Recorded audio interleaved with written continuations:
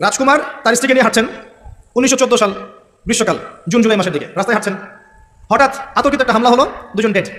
হাঁটছিলেন Austria হাঙ্গেরির মধ্যে, Austria Hungary একটা country, সেখানে হাঁটছিলেন। তার পাশের কান্ট্রিকে অস্ট্রিয়া হাঙ্গেরি ছেড়ে দিল 14 দিনের মধ্যে যদি খুনের বিচার না হয় তাহলে তোমাকে আমি হামলা চালাবো। এবার রাশিয়া বলছে, অস্ট্রিয়া হাঙ্গেরি যদি তুমি পাশের এই প্রতিবেশীকে হামলা চালাও, আমরা চুপ করে বসে থাকবো না, আমরা তোমার বিরুদ্ধে যুদ্ধ ঘোষণা করবো। 14 দিনের মাথায় অস্ট্রিয়া হাঙ্গেরি হামলা করলো, রাশিয়া চুপ করে বসে থাকলো না, সে এসে যুদ্ধে যোগ দিল। এবার জার্মানি বলছে, অস্ট্রিয়া হাঙ্গেরি আমার মিত্র, এত বড় সাহস, আমার মিত্র গায়ে হাত দাও, এখন থেকে আমি যুদ্ধে। ও যুদ্ধ নেমে আসছে, ম্যাসাকার যুদ্ধ। এই পাশ থেকে বাম দিক থেকে ফ্রান্স বলছে, রাশিয়া আমার বন্ধু, এত বড় সাহস, জার্মানি তোমার রাশিয়ার বিরুদ্ধে যুদ্ধে যাও, আমি তোমার বিরুদ্ধে আছি। জার্মানি এখানে, এদিক দিয়ে ফ্রান্স, এদিক দিয়ে রাশিয়া, এখানে অস্ট্রিয়া হাঙ্গেরি, এখানে একটা প্রতিবেশী কান্ট্রি। যুদ্ধ শুরু হয়ে গেল। যুদ্ধ চলছে চলছে চলছে, এমনও দিন গেছে একদিনের মধ্যে 50,000 মানুষ মারা গেছে। একদিনের মধ্যে পারমাণবিক বোমা ফেলা হয়নি, এমনি গুলি দিয়ে একদিনের মধ্যে 50,000। বেলজিয়ামও জড়িয়ে গেল। পরে এদিকে আছে সমুদ্র, এদিকে আছে ব্রিটেন। ব্রিটেন ফ্রান্সের মিত্র, সে বললো যে আমার মিত্রকে এত বড় আঘাত, আমি চুপ করে বসে থাকবো না। সে চলে আসলো তার নেভাল পোর্ট নিয়ে, ও যুদ্ধে অংশ নিয়ে নিল। শেষমেশ এদিক থেকে আমেরিকাও যোগ দিল।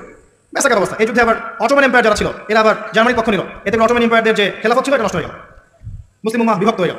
একটা ঘটনাকে কেন্দ্র করে ওই যে রাজকুমার আর তার স্ত্রীকে হত্যা করা, 5 থেকে 6 বছরের ব্যবধানে 3 থেকে 4 কোটি মানুষ মারা গেছে। 5 থেকে 6 বছরের ব্যবধানে 3 থেকে 4 কোটি মানুষ মারা গেছে। এটা প্রথম বিশ্বযুদ্ধের সংক্ষিপ্ত ইতিহাস।